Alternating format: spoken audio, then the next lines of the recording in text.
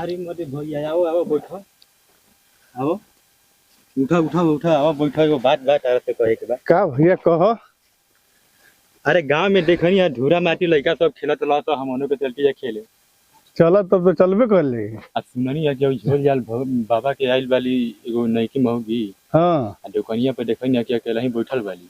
अच्छा चलो तब तो ठीक है बा। चलो तब चलल जाओ। चलो भैया चलो चलो चलो चलो तब तुम चलो, घरे पर चलो, खेलल जावा। हां चलो चलो चलो चलो भैया चलो चलो आइल वाली उनका से देख के भेट ठीक है बा। चलो चल जाओ। अरे भौजी प्रणाम। खुश रहो खुश रहो। और सब बताओ भौजी का हाल चाल सब बा? ठीक है बा। अब भैया कहाँ गेल बानो? गोल बाऊ घास करे नतिया तू गोल लगला बे। बोल नहीं ना भौजी। खुश रहो कहला प भैया कहाँ गेल बानो? भैया गोल बाऊ घास लिया बे। तब तो बड़ा बढ़िया लहार बहार बा।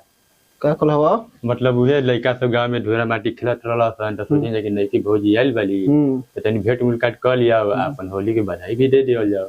त सही नहीं और बाबा तू तो नया बाबा हाई बुढ़ावा के कहां लेके आइल बाबा। ई तो हमारा संगे रहेलन रातों दिन तो कहलन कि चल ना भौजी आइल वाली हम तो अभी भी बाहर से ही नहीं है तो कहनी कि चल तब देख ले आवल जाओ। अब बसन बेग देखनी खेत और गेल ना तर भैया यहाँ तो मारे लगी हो। अरे अब 10 दिन गवने होखल हम बा। तो मतलब भर गांव के देवरे लागिला नया बात बा नया भौजाई बालू आ होली आइए गेल बा चलो ना तू रंग लगे तर रहुआ ना हट न ते बता मार मुंह फुट जाई। तू आज 10 50 वर्ष उम्र बोला तू के बेटा आवो रंग लगिले आवो हां अरे नतिया छू मत चल हुनी। अरे भाई रे चलो ना रंग लगा ले जाओ।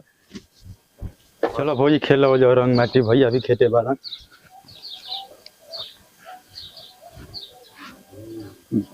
रह भैया बुढ़ावा आई तो बोले लगी। अरे लाओ लगावा ना, होली बाद धूरा माटी खेल लियो गांव के सब लड़का से मन खेल राख- लगावा मन धूरा राख- लगावा भैया खेते बारन। चलो भाग ना तू के बेटा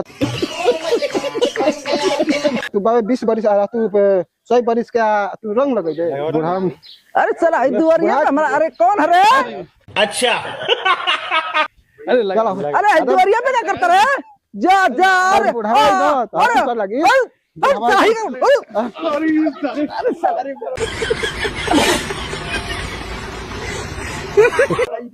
सरकार अरे बुढ़ावा जोड़िए किसी ना बुढ़ावा।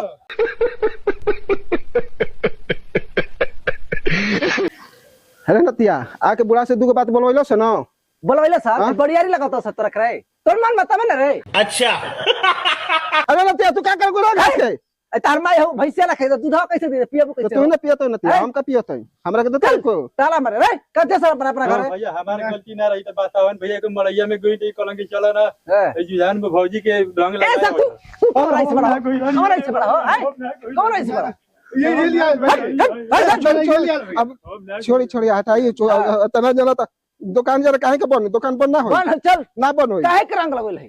तो तू बुढ़ा न गुलो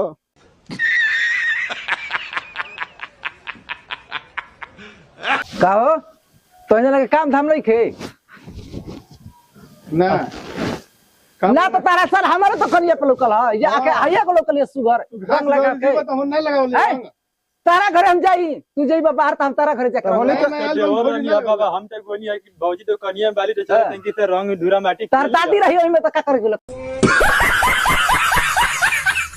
का कर गेलो का अरे कर हम ना गिरनी हम बचतावन जाके मड़ैया में लेनी सामान फसा गेल बड़ा होली के चल सर अपना अपना घर जा होली अरे, के मौसम बा ये कने खराब बिया ये भोसड़ी खराब बिया तो बुझा नहीं अच्छा बुढ़िया के हम बदमाश भाई लोग कहीं का ये हरामी बिया बूढ़ हो गेल बाबा चलो तो भर का ढाले बड़ू होली में है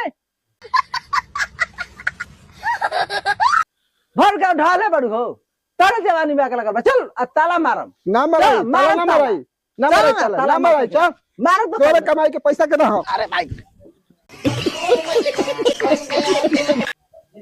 अरे भैया कितना बढ़िया बिया रे का खइले बैस रे का तो तू खिले बाबे के हम पर गांव से आइल भी खा के गांव से आइल तो हमर माई बाबू खेल बन के तोरा हम बोल पबाई बन होई दुकान ना बन होई बन होई ना होई बन होई त आई बोला बोला के अरे भाई अरे तू लथ रे दवाई दे अरे ना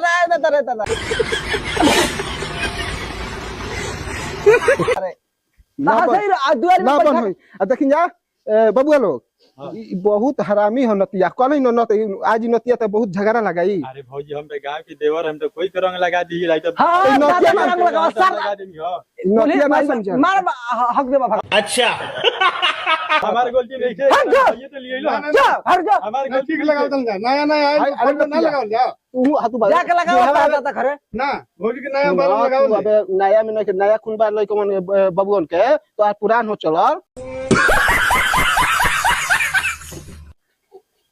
तो रख हम जाते नहीं अब हमारा घर नहीं घर है तो हम अब जाते नहीं हम घास दोसरा के देबे दुकान में सामान रहिल बा ए दुकान में सामान रहिल बा सब आ रही बस हम बगावा अपना बाप से हम चल नहीं अब